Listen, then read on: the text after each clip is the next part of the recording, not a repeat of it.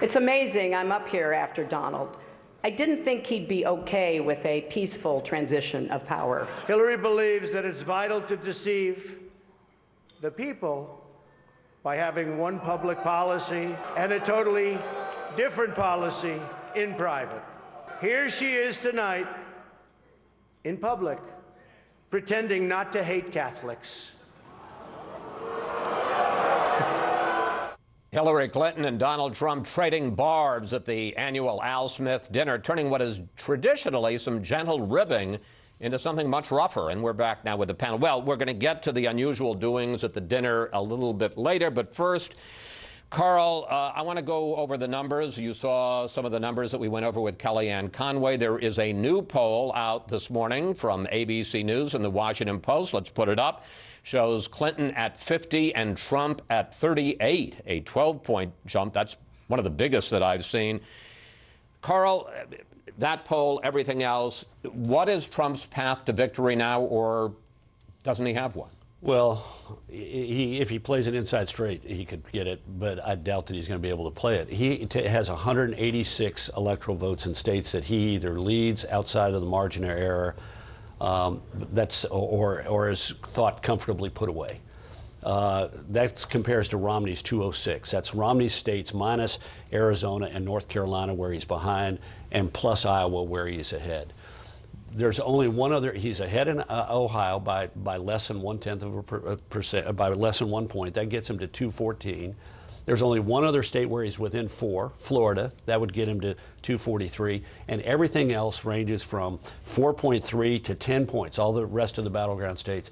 And he would have to not only win 2 states where he is either only slightly ahead or behind by 4, but he would have to pick up states where he is behind by, at, or above the national average. I don't see it happening.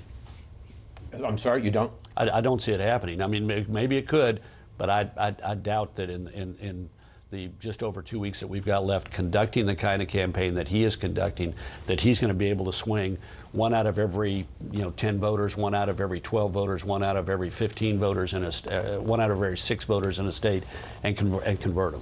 Kim, what about this conversation that I had with Robbie Mook that Clinton is in such a commanding position that she may now try to expand the map to run up the score, both so that she can claim a mandate and also try to turn both the House and the Senate to the Democrats? No, she's doing that. She's moving in with ads into Arizona, Missouri, places that are not traditionally areas where Democrats play. They're feeling very confident here. And yes, that is largely a move to try to get the Senate. I think the House is off limits. It's not going to happen. But, the Senate is on a knife's edge. If she can go in there and flip it, it at very least gives her more ability to put her Supreme Court nominee in place, but also, a little bit more leverage. Now, that's completely aside whether or not she can have a mandate, given the campaign that has been run out there, either of them come into office and have a mandate, because there hasn't been much discussion of issues. But if she has the Senate in her back corner, that's the goal at the moment. Bob, the U.S. Chamber of Commerce ran an interesting ad this week. Let's take a look at it. America's future is far from certain, but no matter who the next president is, New Hampshire needs a strong voice in the U.S. Senate. That's Senator Kelly Ayotte. No matter who the next president is. Now, they didn't go all the way to what happened with Bob Dole in 1996, which I'm sure Karl remembers, where by the end the Republicans were running ads basically saying, for Senate and House races, saying, elect our person to be a check against Bill Clinton. But we're headed into that area, aren't we? Quite possibly, and it may be over. I'm not totally convinced, because I think there are a lot of secret Trump supporters out there who won't even tell pollsters that they're going to vote for him because they think it's a neighbor calling playing a joke. I think the real issue now is what's going to be the impact on voters after the election.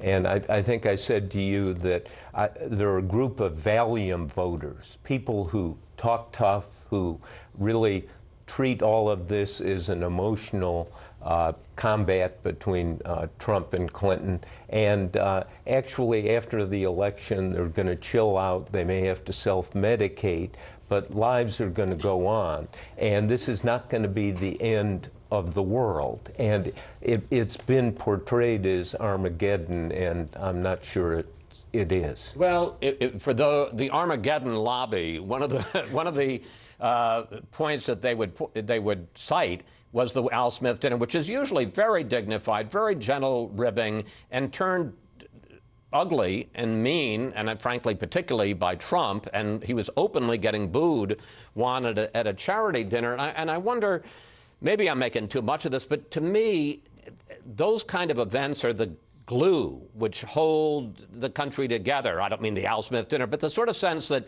whatever divides us, that what unites us is bigger. Were you troubled by the Al Smith dinner and the tone of it? Well, at first I was surprised because, like you, I've seen Al Smith dinners and I've never seen anything like it. I've never seen anybody get booed at an Al Smith dinner. And remember, Trump is from Manhattan. A lot of these people are people that he knows very well. And I think he thought it was his crowd. I think he misread that crowd.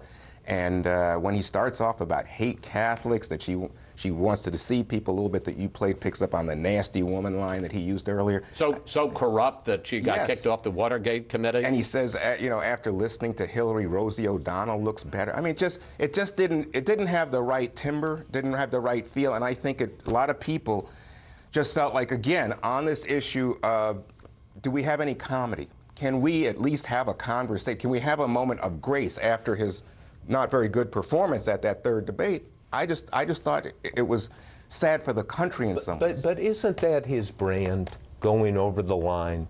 And he has a tin ear for something like this. And, people look at this, but what about his supporters? I think that's what they expect. Well, I want to bring you in. We got about a minute left. I mean, are we going to pay a price for the ugliness of this campaign after the election? I think so, because we were just talking about a mandate. Okay, when Bush ran, it was very clear if he won, he was going to put his tax policy in, and this was his main thing he was going to do. Can anyone tell me what the #1 priority of either of these candidates would be if they were actually elected to the White House? It has been so ugly on both sides. No one's going to come in with a mandate. We're going to have a more divided country than we have ever had before. And I find that shocking. And if she gets elected, her unfavorables today are 53%. In October of 1964, Barry Goldwater's were 47, and in October of 1972, George McGovern's were 41. She will be the most unpopular person ever to take the All right, here we got to leave it there. You know what? We'll have more time to discuss this in future. Always leave them wanting more. Thank you, panel. See you next Sunday.